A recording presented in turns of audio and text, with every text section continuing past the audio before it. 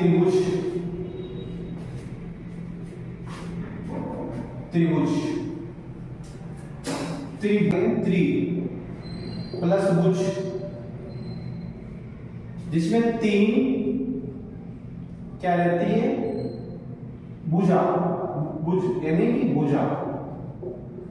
3 भुजाओं से घिरी बंद आकृति को त्रिभुज कहते हैं। 3 भुजाओं से घिरी बंद आकृति को त्रिभुज कहते हैं। यहां लिखेंगे अपन 3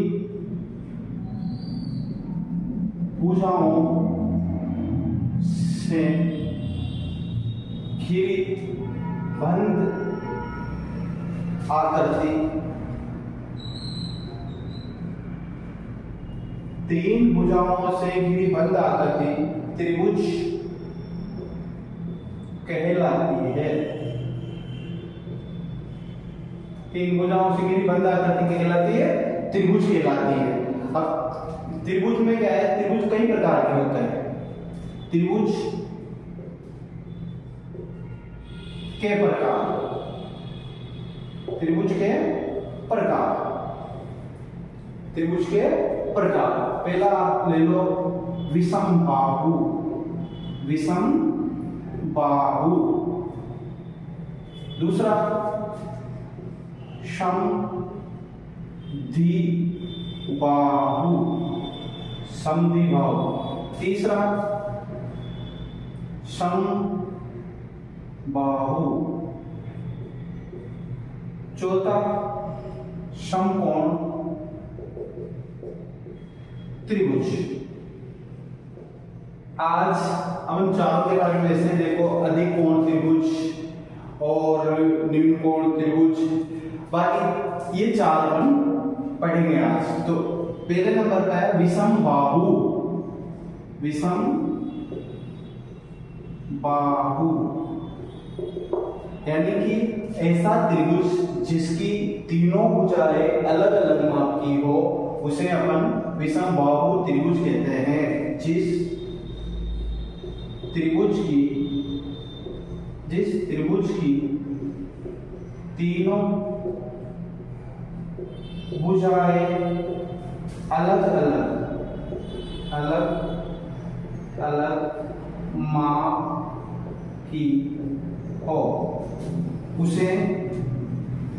उसे विषम बाहु त्रिभुज कहते हैं।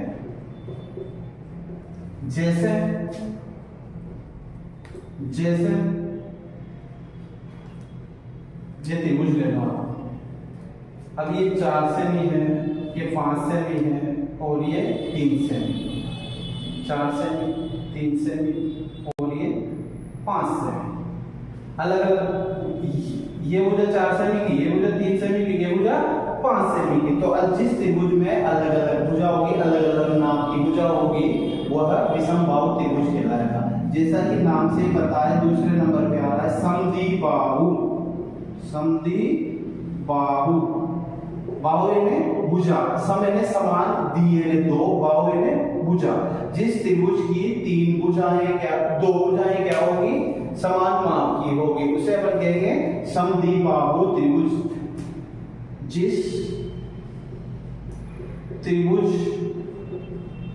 की 2 भुजाएं समान माप की हो, जिस त्रिभुज की 2 भुजाएं समान माप। देखो बेटा, समद्विबाहु, सम यानी समान, द्वि यानी 2, बाहु यानी भुजा। जिस त्रिभुज की 2 भुजाएं समान माप की हो, उसे समद्विबाहु त्रिभुज कहते हैं। जैसे ये त्रिभुज होता है, सुन,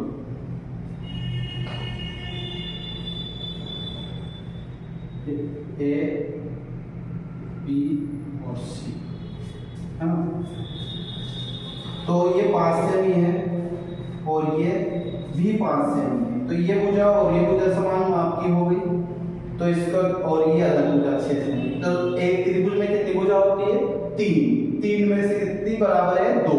तो उसको कौन सा त्रिभुज कहेंगे? समद्विबाहु।